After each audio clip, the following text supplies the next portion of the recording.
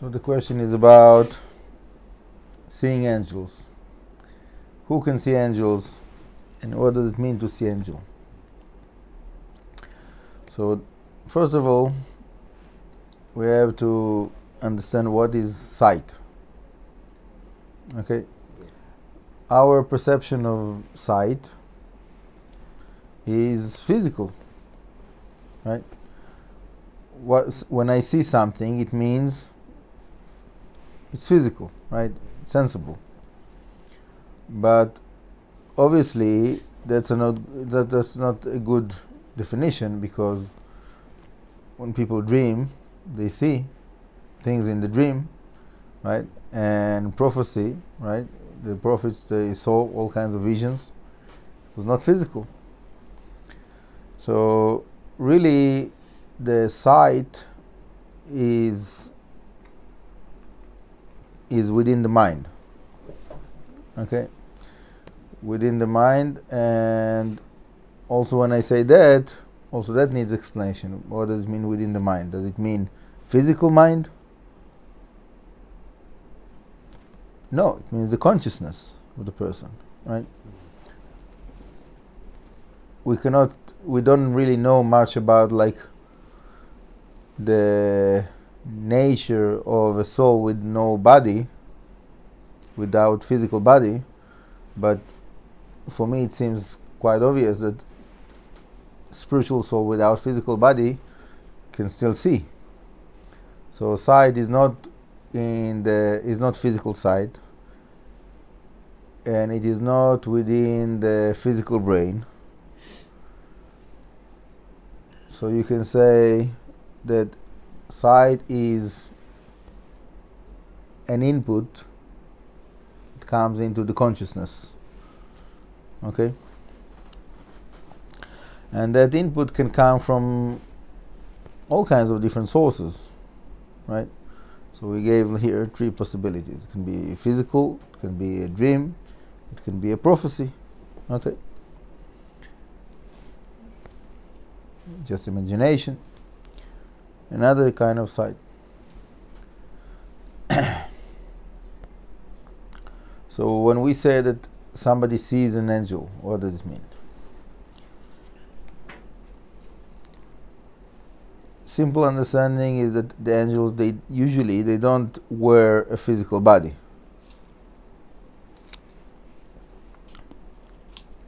Angel is a spiritual entity, and usually it stays pure spiritual without physical garment.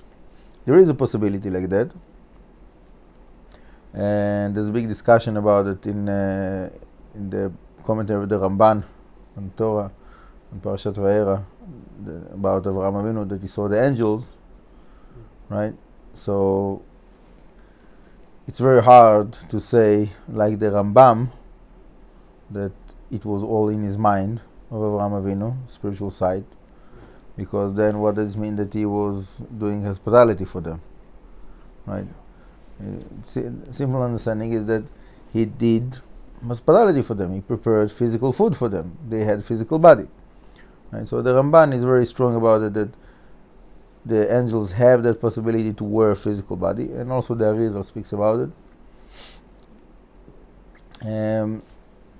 But usually they don't.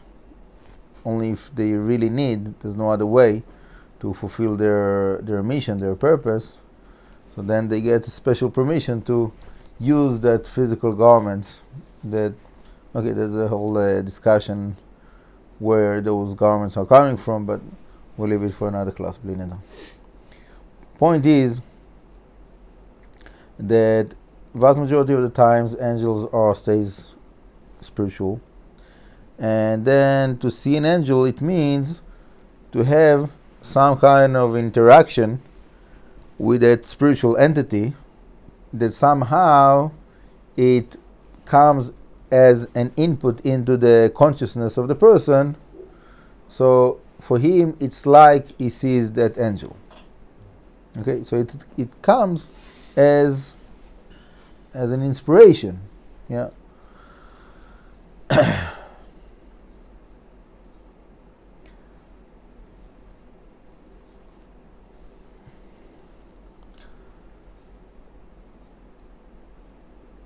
So we can say that the sight is really related more with the neshama of the person.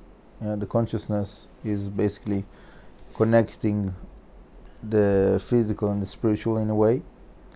And there, in that connecting link, there's also a possibility of sight. That it might look like physical sight, but vast majority of the times it will not be physical sight, it will be like a vision. And then when we speak about something like that, it is very hard to distinguish between imagination and something that is a real inspiration that comes from outside. Okay? And especially if you're talking about someone that you have a big thirst to experience something spiritual, which is, by the way, most of the people, I believe, in the world, people want to feel something spiritual. They want to experience something that is above nature. So when someone is very strong in that yearning, in that thirst, it's very hard sometimes to say when it is imagination and when it is a real inspiration that comes from external source. And even if you'll say that it is coming from external source, usually for most of the people it will not be a positive source. It will be a negative influence of some kind of a negative power, negative entity. Because for someone to be able to see like real angels, not like demons and other things, like real angels that are holy, that are pure, high level of angels, that doesn't have mixture of good and bad within them, that person have to be in a very, very high level. Yeah. For example, we see like Yeshayahu Navi. Yeah. So he saw like real angels in very high level. Cheskel, yeah. Okay, the vision of Cheskel is a little bit different, but yeah. But you know, those prophets in their levels, so they could see like the real angels in the spiritual realms, the world of Bria. I believe in about Yeshayahu, the Rizal says it was the world of Bria. About Cheskel, I think it was the world of Yetzirah. But that's the highest levels of prophets that we have. The biggest prophets that we have, the highest visions. So it doesn't mean that it's not possible in our generation, but it's definitely something that is very, very rare and not common and unique, and the person has to be in a very, very high level of purity and holiness and so on and so forth. And with all of that, bottom line is, in a way, one of the purposes of the Kabbalistic meditations that I'm teaching is to develop the spiritual sight. To develop the spiritual sight, in a way, it starts with imagination. To practice see things in your mind, not physical, that's a way of meditation. When we say meditate on the letter Aleph, for example. So what does it mean? You have to picture in your mind, imagine shape of Aleph, right? And then as much as you getting more into the meditation, it can become to be from the imagination, it can become to be to a vision that is experiencing something that is external than your being.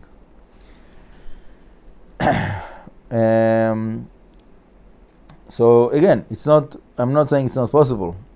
I'm saying it's possible, and we have to have that as one of our goals, to get to those levels of prophecy or preparation for prophecy, Ruach HaKodesh.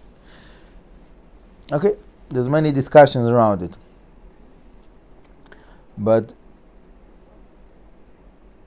from there, from that point to like when someone tells you that he saw an angel, so do you have to believe him? No, you don't have to believe him. You don't have to doubt it, but it doesn't mean that you have to believe him. So if somebody comes to me and he tells me that he had a vision, angel, not angel, he had a vision, whatever, that to do something. So if it's something positive, I'll tell him, okay, good, go for it. It's a positive thing. If he will tell me that it's something that is negative, so even though he thinks that it comes from some kind of like holy, pure source, whatever, inspiration, vision, I will tell him, forget about it. It's probably a mistake. It's probably your imagination, lust, desires, fears, whatever, different things, like influences that is not really what you think it is. That will be my approach to, somebody. Okay, there's many people around the world that they have all kinds of visions and experiences and realizations, and so as long as it is positive and it builds the person, it helps the people around him, fine, good. But many times it starts as something positive and down the line it becomes to be something negative.